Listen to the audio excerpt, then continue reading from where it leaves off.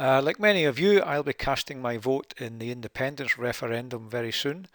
And for most of us, this is probably the biggest decision that we'll ever make politically in our lives, because it affects us not only today and tomorrow, but for generations to come.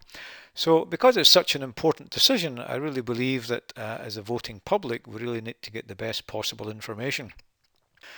Um, the The reason for that is that, very simply, I think better information will lead us to better decisions.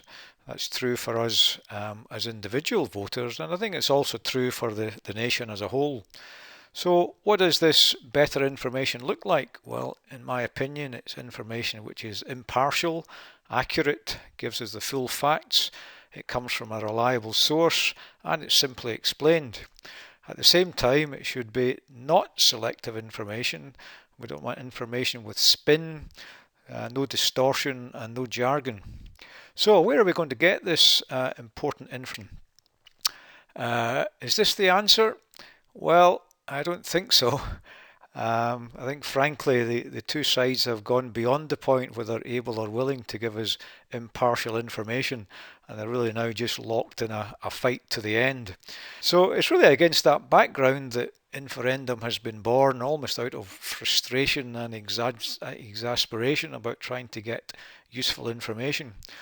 So Inforendum is just information without the politics. It's a series of short information videos that are all on YouTube. If you do a search for Inforendum, you'll find them all. Right now we cover 4 topics. Part 1, looking at, is Scotland going to be better off today if it was independent or part of the UK? Part 2 looks over the horizon of the next 50 years, asking the same question. Part 3 is looking at the currency options, and all the pros and cons of keeping the pound and the other options that are available. And part 4 looks at how our share of public spending is determined for Scotland and the UK in the so-called Barnett formula.